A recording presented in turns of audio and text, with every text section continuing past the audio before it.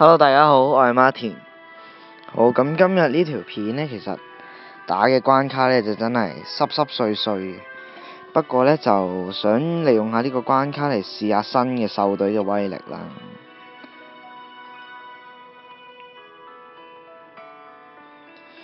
咁就係呢一隻咁嘅鴨仔嘅獸隊，咁就真係好想試下新獸隊嘅能力可以去到邊度，所以就打呢隊入去試下。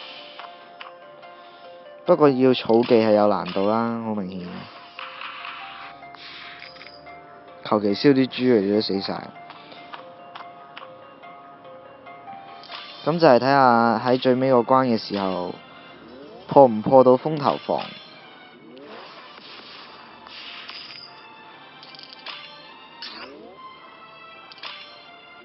咁首先要儲好技。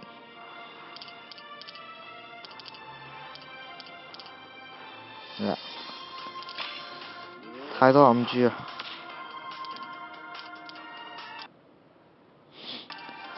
好彩而家係打緊呢啲關卡，如果唔係呢，咁樣無啦啦彈個嘅提示出嚟呢，就真係死鬼咗。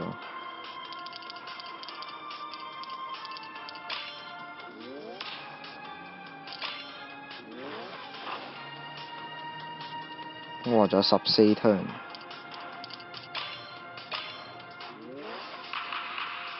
咁同埋呢一隊獸隊好處就係回火力高返啲。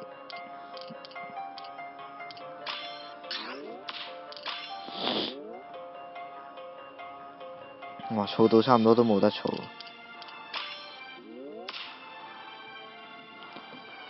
咁算啦，殺咗佢。天氣凍咗呢，隻手硬晒呢，好難轉住。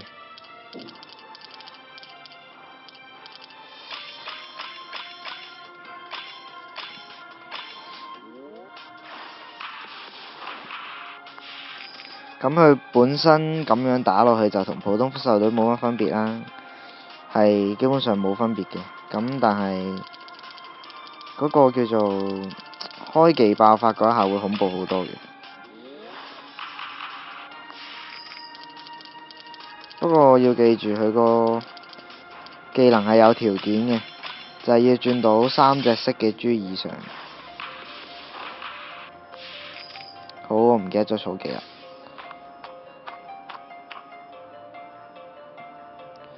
仲有3 round，係啦。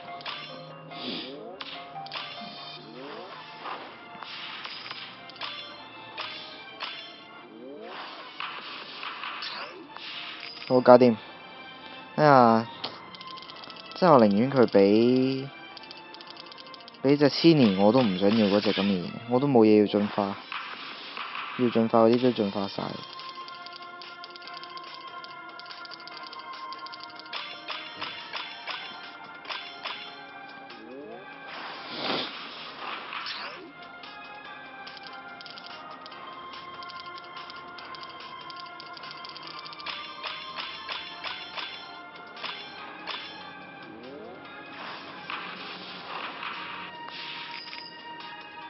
好，咁滿技入去啦。咁而家有咩色豬呢？有火、暗、水、木、光，其實即係火同木同暗都有啦。咁其實可以開技啦。跟住就開埋呢啲咁嘅嘢。跟住就可以進行呢個秒殺，睇下可唔可以秒殺到佢啦。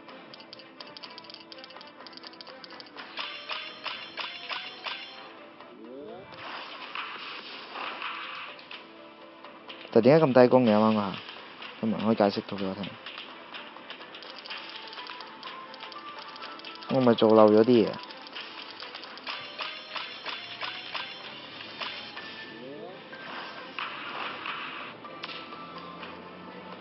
即係唔係話打落去之後，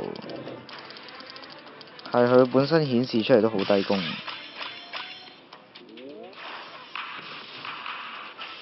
係咪因為係要打咗落去，如果佢係破到防先會顯示出嚟嘅嗰個高攻，咁我唔知啊。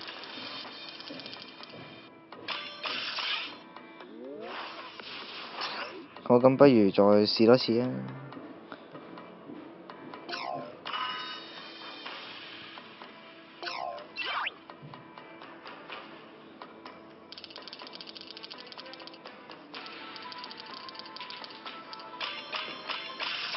嗱，而家肯定燒到3隻色以上。嗱，破到啦，唔係破到，係真係顯示到嗰個威力啦。隻黑狗係過咗呢個10萬攻擊力嘅，咁應該係我第一次，唔知有冇轉錯珠啊？咁可能轉錯咗都唔定。咁係啦，咁其實真係暴力好多嘅喺獸隊嗰度。咁結果係得一隻靈魂石。好，咁係啦。咁如果上次真係有打到嗰隻鴨嘅話呢，真係好推薦大家去用。